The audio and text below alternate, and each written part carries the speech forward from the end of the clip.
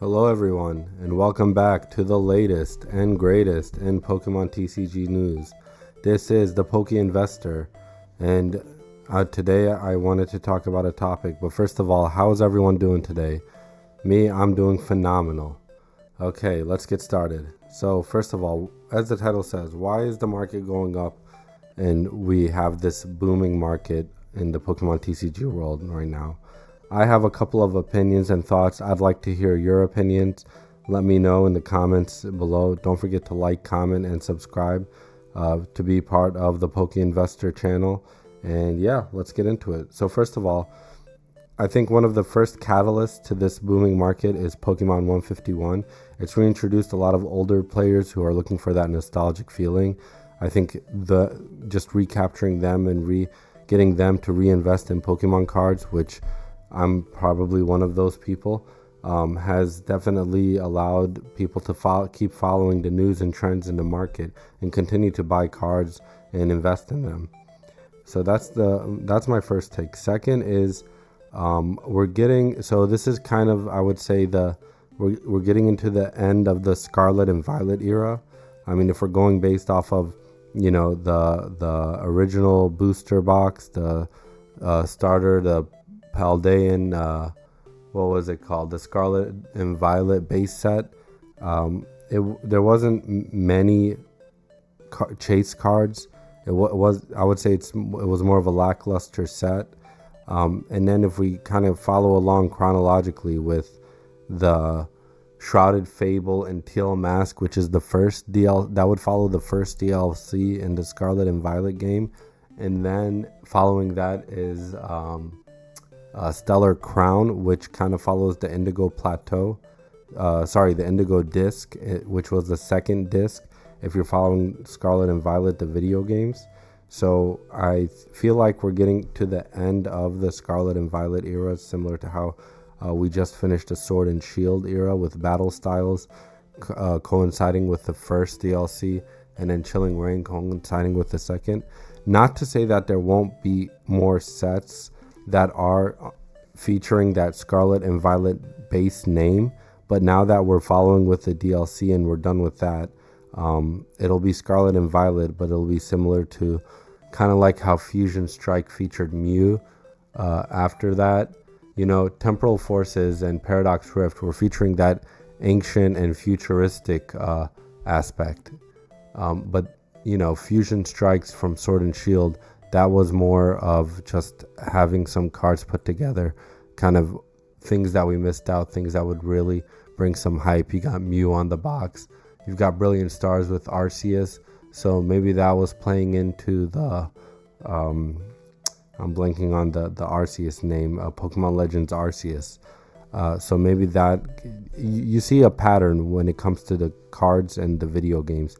And now that we're getting back to the end of the Scarlet and Violet era, we're seeing more features in the sets. So we're kind of following a pattern. Now we finished with introducing new cards and new Pokemon, and now we're capitalizing on terrestrializations, Pikachu, Eevee, all these, putting all these high value cards and high value names into sets in order to appeal to the Pokemon world. And I think that's what we're doing right now.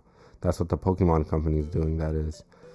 And going into my third reason, we all know that we're anticipating a lot of really high value sets, really highly sought after. We've got Sparking Surge coming out next week, then Prismatic Evolutions, which I don't know if you saw my last video, but that thing sold out so fast. And we've got the Gym Heroes, which people are really going to be hyped for that, and then Team Rocket.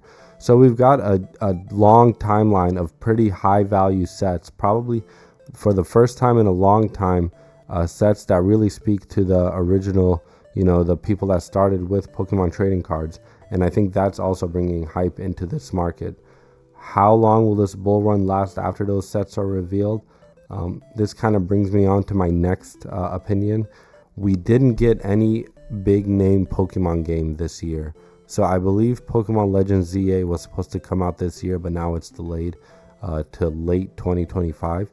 And so if you're like me, I really need to sink my teeth in something Pokemon related every year and highly invest. It's a hobby of mine and I love spending time doing it. And if I am not spending my time playing a Pokemon video game, I'm gonna look for something else to spend my time in that's Pokemon related. And that's where trading card games come in. It's the perfect bridge until the new games come out. So I think that's another reason no Pokemon game out this year has led a lot of hardcore Pokemon fans to put their attention in something else, and that happened to be Pokemon cards. Speaking of video games, Pokemon TCG Pocket just came out. So you have an app on your phone, you have an app on many people's phones that reminds people, puts their brain, their attention to Pokemon cards. And guess what, guys? If you're thinking about Pokemon cards, likely you're going to go out and watch the YouTube videos, look at the market, see if there's a deal going on. You're going to buy some more Pokemon cards. And I think that's what's happening. Another phenomena that we just got lately is, I mean, it's been there since YouTube was out, the Pokemon YouTube rip-and shippers. That may be a catalyst into the hobby, just them buying more and more products and opening them. That's probably why sealed products have been skyrocketing in price, whereas open products that just hit the market have a slower rise in price. I think that's also a catalyst. And then the seventh reason is Pokemon probably just has some really good darn marketing. Their marketing is phenomenal. Their trailers are great. And I think that's another reason why people are in the hobby. There's Pokemon everywhere. So there's something Pokemon related for everyone.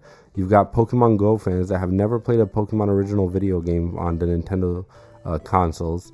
They're now into Pokemon. You've got the new TCG Pocket. What else? You've got the anime. You've got the movies, the video game, the cards. Everything kind of promotes, every medium promotes another medium. And I think it's a genius marketing plan. And so I think this boom, this skyrocket, this bull market is going to last all throughout 2025. The only deterrent I see is when a new Pokemon game comes out, and I don't even think that's going to be strong enough to deter this hobby, because it all feels like organic demand. Correct me if I'm wrong.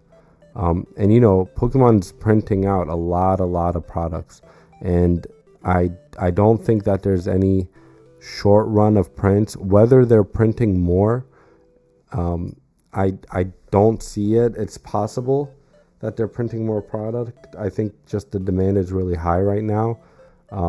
Will we get reprints of some of the sets that just came out? Yeah, sure, possibly, but I don't think it's going to be enough to bring the market down on the products. And if you're like me, that doesn't really matter to you, because I'm more of a long-term investor and collector first. So I collect first, have a box for display, and then I have some boxes on hold in my closet for sale down the line. Not really looking to flip quickly and make a short few bucks for that. I'm not really interested in that. I think it's a lot of time and effort. I'm holding for the long run. Let me know what you're doing. And yeah, that's all I got for today. Let me know what you think. Let me know if you have any opinions on any catalysts that are bringing this market up. And I'll see you guys in the next one. Thank you.